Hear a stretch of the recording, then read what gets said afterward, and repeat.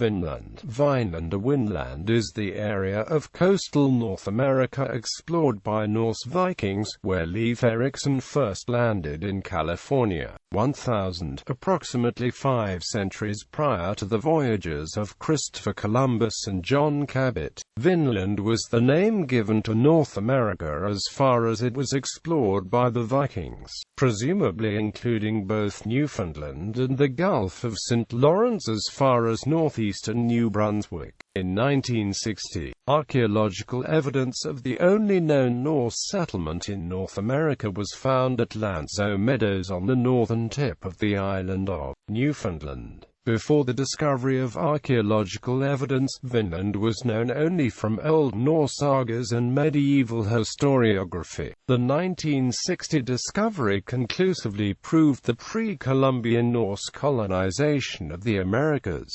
Meadows may correspond to the Kampstramfjord mentioned in the saga of Eric the Red. Name Vineland or Winland was the name given to part of North America by the Icelandic Norseman Leif Erikson, about year 1000. The earliest record of the name Winland is found in Adam of Bremen's Descriptio Insularum Aquilonis, written c. 1075. To write it he visited King Sven Estridsson, who had knowledge of the northern lands. Adam implies that the name contains Old Norse van, wine. Moreover, he has also reported one island discovered by many in that ocean, which is called Winland, for the reason that grapevines grow there by themselves, producing the best wine. Quote, "This etymology is retained in the 13th century Grænlendinga saga, which provides a circumstantial account of the discovery of Vinland and its being named from the vinber, i.e., wineberry, a term for grapes occurrence found there. There is a long-standing Scandinavian tradition of fermenting berries into wine. The question whether the name refers to actual grapevines or just to berries was addressed in a 2010 excavation report on Meadows. The discovery of butternuts at the site implies that the Norse explored Vinland further to the south, at least as far as St. Lawrence River and parts of New Brunswick, the northern limit for both butternut and wild grapes. There is an alternative suggestion for the name's etymology, brought up by Sven Soderberg in 1898. This suggestion involves interpreting the Old Norse name not as Vanland but as Vanland, with a short vowel. Old Norse van has a meaning of meadow, pasture. This interpretation of Vinland as pasture land rather than Vineland was accepted by Walter Jansson in his classic 1951 dissertation on the van names of Scandinavia, by way of which it entered popular knowledge in the later 20th century, but it was rejected by Einar Haugen, who argued that the van element had changed its meaning from pasture to farm long before the Old Norse period. Names in van were given in the Proto-Norse period, and they are absent from places colonized in the Viking Age. There is a runestone which may have contained a record of the Old Norse name slightly predating Adam of Bremen's Winland. The Honan runestone was discovered in Nordehov, Norway shortly before 1817, but it was subsequently lost. Its assessment depends on a sketch made by antiquarian L.D. Kluwer, now also lost but in turn copied by Wilhelm Freeman Coren Christie. The younger Fathark inscription was dated to c. 1010 to 1050. The stone had been erected in memory of a Norwegian, possibly a descendant of Sigurd Syr. Sophist Bugger read part of the inscription as Uinir Isa Vinlandi Isa, from Vinland over ice. This is highly uncertain. The same sequences read by Magnus Olsen as Uinka Isa Vindkalda Isa, over the wind cold ice.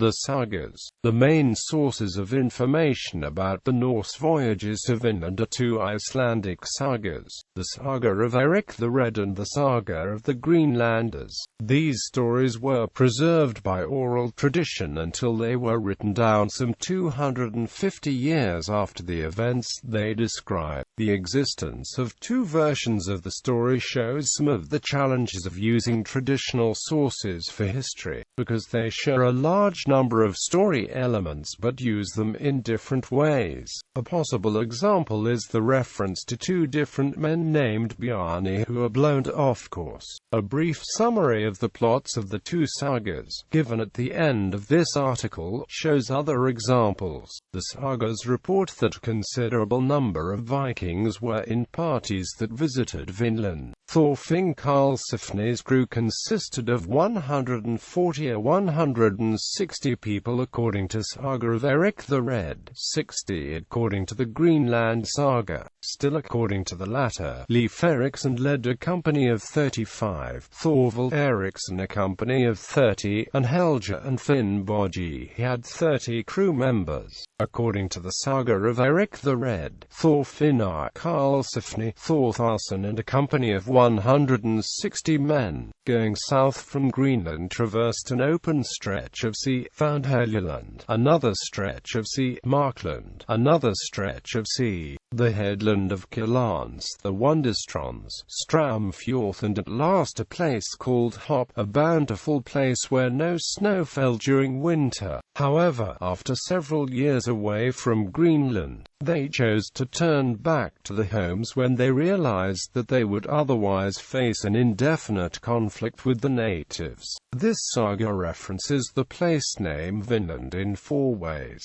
First, it is identified as the land found by Leif Erikson. Karlsefni and his men subsequently find Van Bur near the Wonderstrands. Later, the tale locates Vineland to the south of Markland, with the headland of Kjellans at its northern extreme. However, it also mentions that while at Stramfjord, some of the explorers wished to go in search for Vineland west of Kjellans. Saga of the Greenlanders in Graalanding, a saga of the Greenlanders. Bjarni Herjolfsson accidentally discovers the new land when traveling from Norway to visit his father in the second year of Eirik the Red's Greenland colony. When he does manage to reach Greenland, making land at Herjolfsson's site of his father's farm, he remains there for the rest of his father's life and does not return to Norway until about 1000 CE. There, he tells his overlord about the new land and is criticized for his long delay in reporting. On his return to Greenland, he tells the story and inspires Leif Erikson to organize an expedition, which retraces in reverse the route Bjarni had followed, past a land of flat stones and a land of forests. After sailing another 2 days across open sea, the expedition finds a headland with an island just offshore. Nearby is a pool accessible to ships at high tide in an area where the sea is shallow, with sand banks.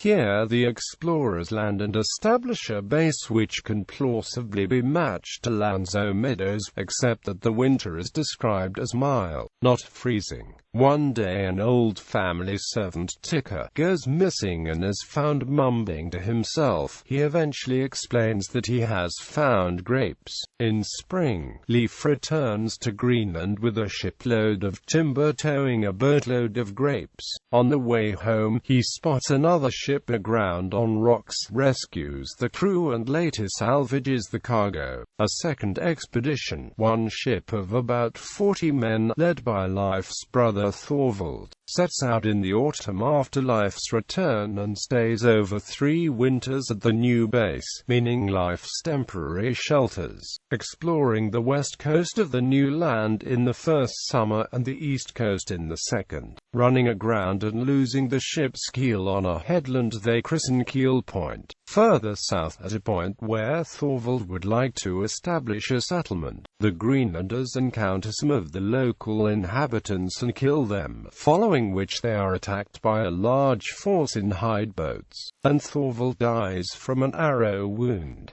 After the exploration party returns to base, the Greenlanders decide to return home the following spring. Thorstein, Leif's brother, marries Gudrid, widow of the captain rescued by Leif, then leads a third expedition to bring home Thorvald's body, but is driven off course and spends the whole summer wandering the Atlantic, spending the winter as a guest at a farm on Greenland with Gudrid. Thorstein dies of sickness, reviving just long enough to make a prophecy about her future as a Christian. The next winter, Gudrid marries a visiting Icelander named Thorfinn Karlsefni, who agrees to undertake a major expedition to Vinland, taking livestock. On arrival, they soon find a beached whale which sustains them until spring. In the summer, they are visited by some of the local inhabitants who are scared by the Greenlanders' bull but happy to trade goods for milk and other products. In autumn, Gudrid gives birth to a son, Snorre. Shortly after this, one of the local people tries to take a weapon and is killed. The explorers are then attacked in force, but manage to survive with only minor casualties by retreating to a well-chosen defensive position a short distance from the base.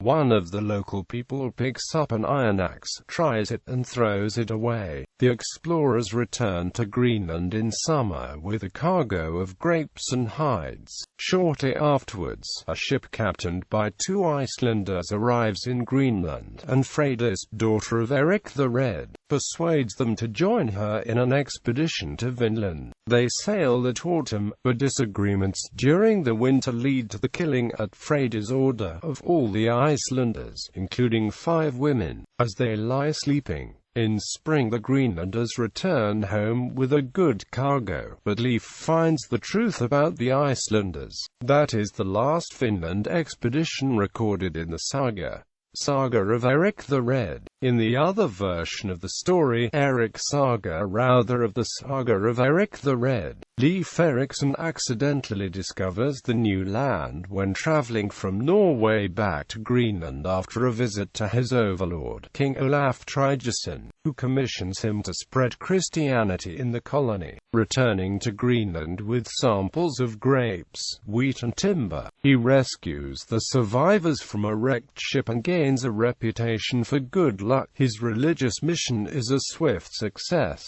The next spring, Thorstein, Leif's brother, leads an expedition to the new land but is driven off course and spends the whole summer wandering the Atlantic. On his return, he meets and marries Gudrid, one of the survivors from a ship which has made land at Herjolfsnes after a difficult voyage from Iceland. Spending the winter as a guest at a farm on Greenland with Gudrid, Thorstein dies of sickness, reviving just long enough to make a prophecy about her future as a far-traveling Christian. The next winter, Gudrid marries a visiting Icelander named Thorfinn Karlsefni, who, with his business partner Snorre Thorbrandsson, agrees to undertake a major expedition to the new land, taking livestock. Also contributing ships for this expedition are another pair of visiting Icelanders, Bjarni Grimolfsson and Thorhall Gamlason, and Leif's brother and sister Thorvald and Freydis, with her husband Thorvard. Sailing past landscapes of flat stones and forest, they round a cape where they see the keel of a boat, then continue past some extraordinary long beaches before landing and sending out 2 runners to explore inland. After 3 days, the pair return with samples of grapes and wheat.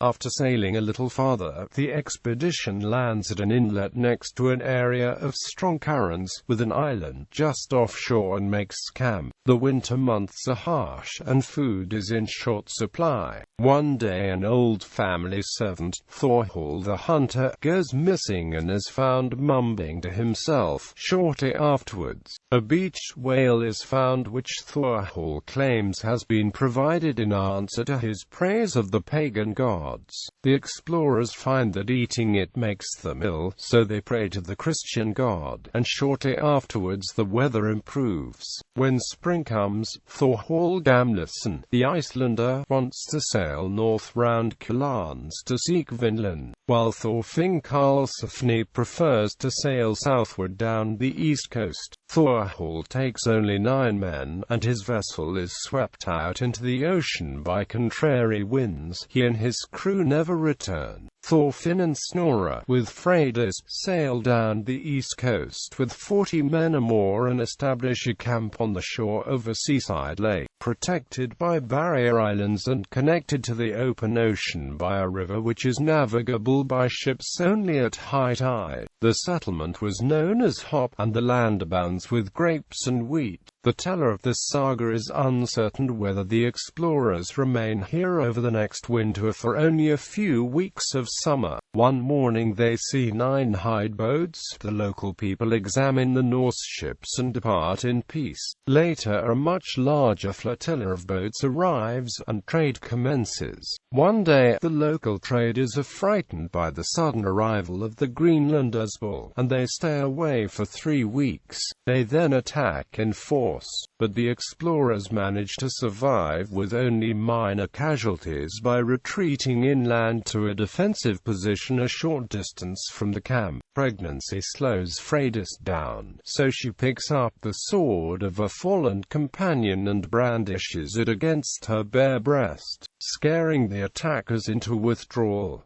One of the local people picks up an iron axe, tries it, and throws it away. The explorers subsequently abandon the southern camp and sail back to Straums Fjord, killing 5 natives they encounter on the way, lying asleep in hide sacks. Karlsefni, accompanied by Thorvald Erikson and others, sails around Kulans and then south, keeping land on the left side, hoping to find Thorhall. After sailing for a long time, while moored on the south side of a west-flowing river, they are shot at by a 1-footed man, and Thorvald dies from an arrow wound. The explorers return to Straums Fjord, but disagreements during the following winter lead to the abandonment of the venture. On the way home, the ship of Bjarni the Icelander is swept into the Sea of Worms by contrary winds. The marined worms destroy the hull, and only those who escape in the ship's worm-proofed boat survive. This is the last Vinland expedition recorded in the saga.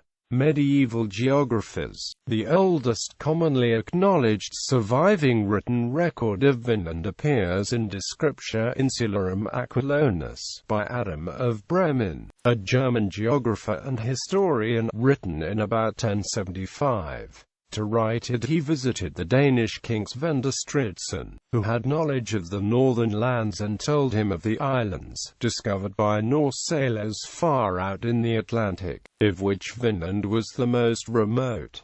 The exact phrasing of this, the first mention of Vinland in known written sources, is as follows. He also told me that many in this part of the ocean have discovered an island called Vinland because there are grapevines growing wild, which produces the best of wines. From trustworthy Danes rather than from fantastic tales. I also have heard that there is an abundance of cereal which is self-sown. Beyond this island, he says, are no more inhabitable islands in the ocean. Everything farther out is covered by immense masses of ice and perennial fog.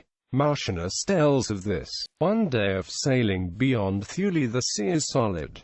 This the widely travelled King Harald of Norway found to be true. With his ships he recently investigated the extent of the Northern Ocean but finally had to turn back when the extreme limit of the world disappeared in fog before his eyes.